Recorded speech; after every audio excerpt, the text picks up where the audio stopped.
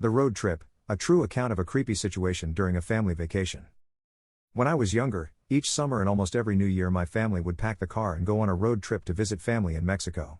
We never had any problems until one particular trip when I was 8. Like every road trip before, we left our home in North Texas around 6 p.m. in order to reach our destination the next morning, so around 2 a.m., we crossed into Mexico, and that's when things got weird.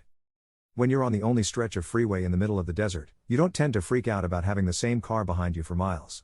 It was practically pitch black outside our car windows, the only visible shapes being the dotted stars and the eerie silhouettes of the cacti. We'd been in Mexico for about an hour and still had few more to drive, and I remember sleeping but still being semi-conscious of what was around me because I didn't have the skill to really fall asleep in a car. So when my mother suddenly spoke my dad's name, I heard her. Miguel. That car behind us. It's been behind us since we left Laredo. My dad peeked at the car, shrugged off my mother's tension. A lot of cars use this road. He's probably going to Reynosa or another city. And he left it at that. Despite his sureness, my mom kept a wary eye on the car behind us. By this time, my siblings and I were hyper aware of the car and entertained ourselves with watching the car through the gaps in the luggage that blocked the rear window.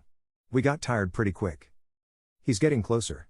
My mother noted, and we turned to watch as the car inched closer and closer to ours. He's too close, Miguel. And she was right. By this time, the car was practically pressed against the rear of our car, and on a lonely stretch of highway in the middle of nowhere with another few hours until daylight, it was downright scary. We couldn't do much. My dad didn't slow down, didn't stop, and he didn't speed away either, he just drove. And the car followed. The next 30 minutes were the most tense we had ever experienced. The car would ease off sometimes only to press its blinding headlights against our rear once more, like he knew he was freaking us out and enjoying it. It was during one of the periods that the car had pulled away that my mom spotted a police car up ahead parked on the side of the road and she didn't miss a beat.